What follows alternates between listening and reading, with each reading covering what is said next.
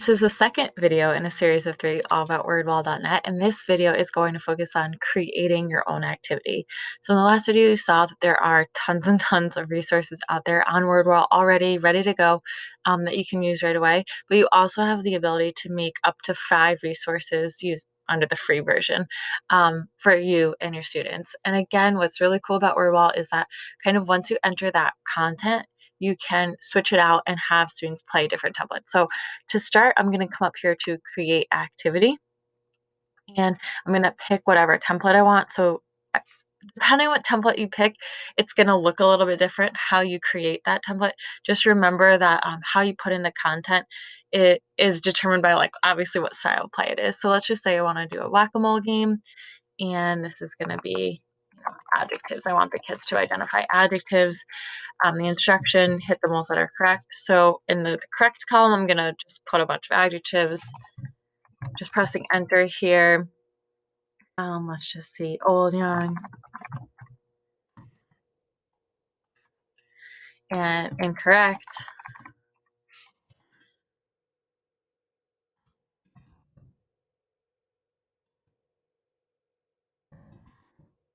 It's going to plug in some and then show you just how quick it is to create a game. And let's just say here.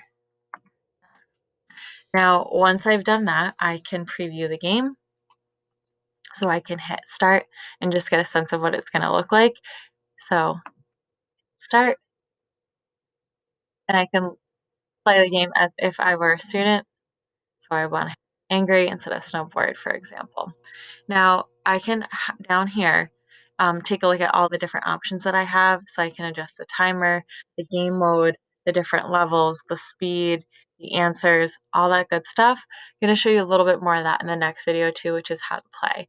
Just to show you also, for example, like I can switch out the templates here. So if I didn't want this to be whack-a-mole anymore, I wanted to be an anagram, I could absolutely do that. So I kind of get like, I don't know, 1, 2, 3, 4, 5 games or even more if I show all the different templates for the price of one in a sense, because I really only took that 1 minute to enter in the adjectives and not adjectives, and I can get all these different types of games to play with my students, which is nice to kind of keep them on their toes.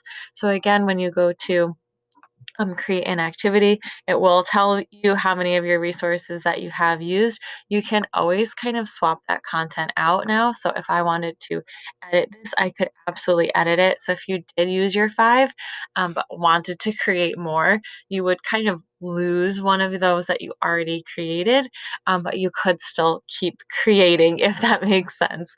So once you make an activity, you can go back and edit it. So can you put that new content in? I did want to show you too that some of the activities that are public, you can actually enter the or edit the content. So let's say if I'm just gonna pick a random one. So if you see this edit content button, you can actually almost like make a copy of that game and edit the content itself, but that will count towards one of your 5 resources.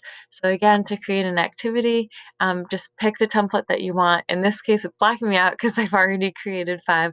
But once you click that template, that will kind of walk you through the steps. You can add pictures and then preview the game and swap out the templates too, and check out all the different ways your students can kind of play with the same exact content, the content you only answered once. They just get to see it in a lot of different ways.